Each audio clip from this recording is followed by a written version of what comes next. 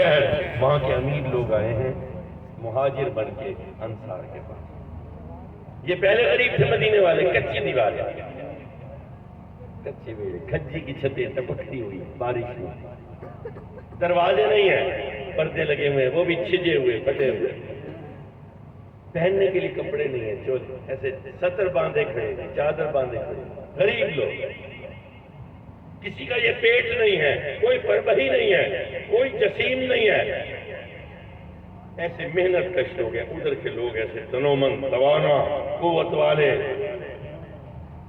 اب ایک روٹی ہے، 8 بندے ہیں، 6 بندے ہیں۔ نبی نے انصار اور مہاجر کو بھائی بھائی بنایا ہے، بھوک ہے، پیاس ہے، لیکن نبی نے اس کے اندر ایک جوہر دیا ہے کہ ہار نہیں ماننا، بھوک پر قابو، پیاس پر قابو۔ اب یہ مدینہ کے لوگ ہیں، انہوں نے کیا اعتراض کیا؟ حضور جب تک آپ نہیں آئے تھے ہم تو بڑے سکون میں رہتے تھے، ہم بڑے امن میں رہتے تھے، اب یہ کافر حملہ کرتے ہیں۔ کبھی کہا اعتراض کیا؟ آج کوئی ہمارے ہاتھ پہ بیٹھے صحیح جدوں نہ تھوڑا مرید تھیاں، یہ صحیح مصیبت نہیں میں دی، صحیح بال میرے بیمار تھی گئے، میں تھوڑے ہاتھ پہ بیٹھ کی تھی نا جدوں نہیں، صحیح میرے بال ٹھیک نہیں تھی دے، میرا کاروبار نہیں چلتا یار، بس سادی غلطی ہے یار، تم کی پے پی کو تلاش کر کے لیکن میرا آقا وہ جب مدینے گیا ہے، کسی مدینے والے نے کہا ہو حضور ہم تو امن سے رہتے تھے، ہمارے اوپر کوئی حملہ نہ کرتا تھا، ہم تو ویسے غریب لوگ، غریبوں کے پاس تو چور ڈاکو قذاب بھی نہیں آتے کہ ان کے گھروں کو لوٹ کے ملے گا کیا، جن کے پاس پہننے کو لباس نہیں ہے۔ اب جب سے حضور آپ آئے ہیں یہ حملہ آور ہو گئے، یہ امیر شہر کے مکہ کے رہنے والے، اور وہ 1000 بندہ بدر کے مقام پر آیا ہے ان کو تہہ تیغ کرنے کے لیے، اللہ کا نام ہمیشہ کے لیے مٹانے کے لیے، فرعونیت میں، کبریائی میں، تکبر میں، طاقت کے غرور میں۔ ان کے پاس سامان ہے، یہ نہیں ہے کہ ایسے آ گئے، ان کے پاس ذرہ ہے لوہے کی فولاد کی، ان کے پاس آہنی خود ہے، ان کے پاس آہنی پنجے، آہنی آستینے، ان کے پاس تلواریں، نیزے، برچھے، بھالے، زہر میں بجھائے ہوئے تیر، ان کے پاس جنگی گھوڑے، ان کے پاس اونٹ، جنگی اونٹ، لڑاکا اونٹ، اتنے سارے لوگ آئے ہیں، اور یہ غریب لوگ، چولا ہے نہیں، تلواریں کیا ہوں گے، ان کے پاس کل سامان پتہ کیا ہے لڑنے کا؟ 8 تلواریں، 8 تلواریں، 2 نیزے، 4 گھوڑے، 1 اونٹ، 313۔ زیادہ تر ایسے ہیں جن کے پاس یہ چولا قمیص نہیں ہے، وہ کچھ ایسے ہیں جنہوں نے لاٹھی پکڑ لی ہے کہ کوئی یہ تلواروں والے، زر والے آئیں گے، ہم لاٹھی سے لڑیں، اور کچھ ایسے ہیں جو پتھر اکٹھے کر رہے ہیں کہ جب یہ زرہ میں ملبوس، یہ پتھر بند ہو کے جب ہمارے پاس آئیں گے پھر ہم ان کو پتھر ماریں گے۔ جذبہ تو دیکھو، ہمت تو دیکھو۔ لوگوں، آپ کو بتایا جاتا ہے کہ بدر میں ملائکہ اترے تھے، بتایا جاتا ہے فرشتے اتر آئے تھے، فرشتوں نے مدد کی تھی۔ میں آج یہ سوال کرتا ہوں، علماء بیٹھے ہیں، کوئی ایک روایت، یہ میں مانتا ہوں کہ ملائکہ آئے تھے، ملائکہ اترے تھے، جبل ملائکہ دیکھ کے آیا، لیکن کوئی ایک روایت بتاؤ جہاں پر یہ لکھا ہو کہ اس فرشتے نے اتنے کافر مارے۔ علماء بیٹھے، کوئی روایت نکالے، کسی کتاب کی نکالے۔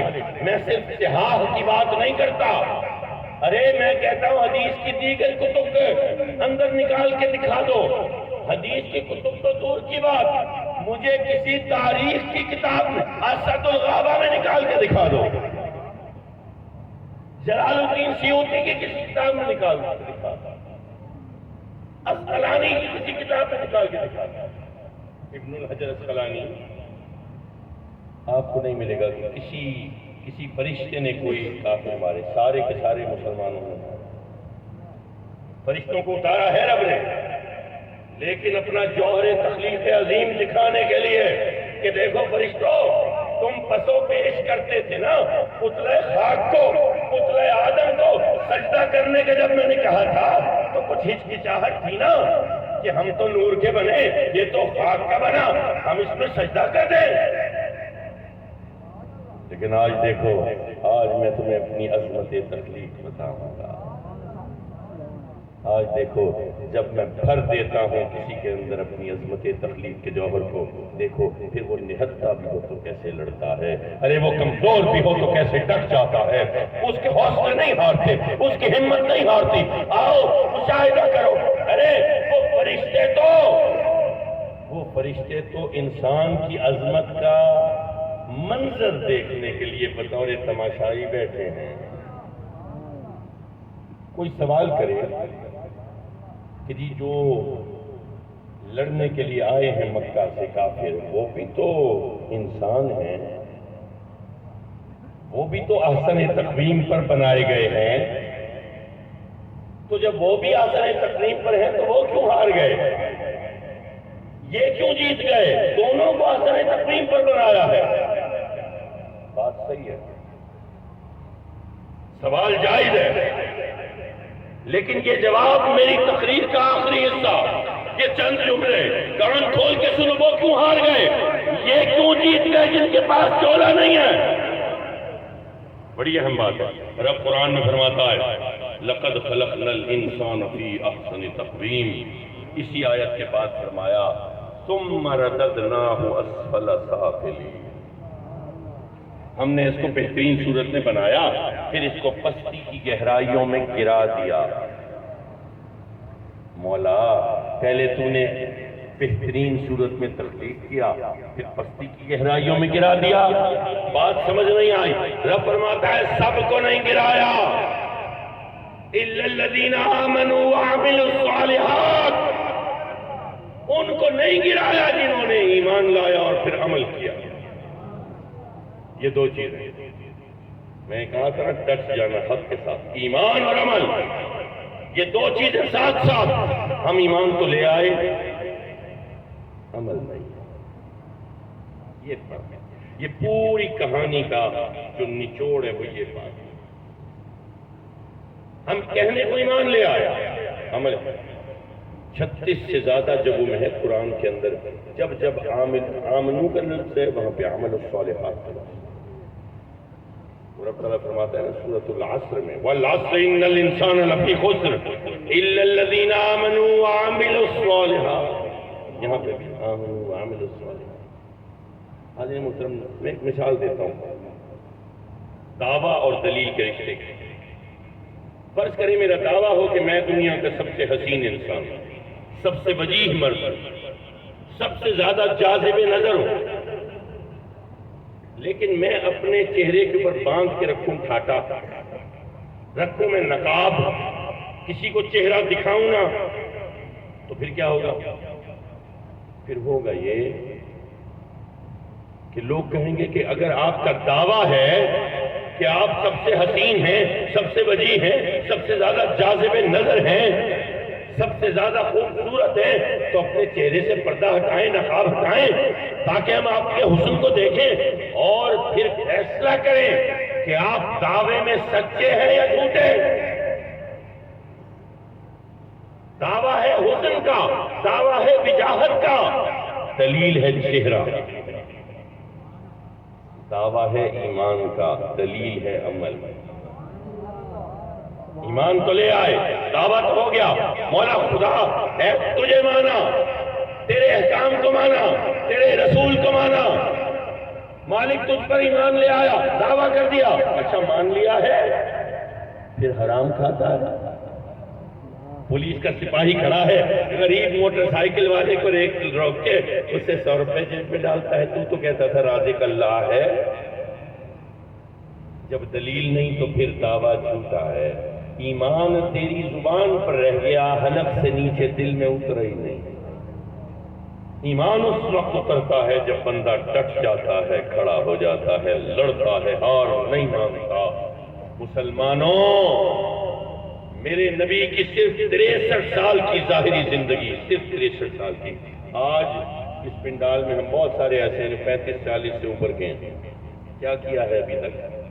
صرف 63 سال کی ظاہری حیات جب تمام ہوتی ہے، مجھے بتاؤ نبی کی جائیدادوں میں کیا نکلتا ہے؟ بصرہ کا کوئی محل ہے، عراق میں، شام میں کوئی بڑے بڑے بنگلے ہیں، کوئی بڑی بڑی عمارتیں ہیں، مکہ میں کوئی مارکیٹ ہے جس میں 400 دکان حضور کے نام پہ ہو کہ نہیں یہ تو مسلمانوں کے نبی کی دکانیں ہیں، یہ ہر مہینے ہزاروں درہم کرایہ جاتا ہے ان کو.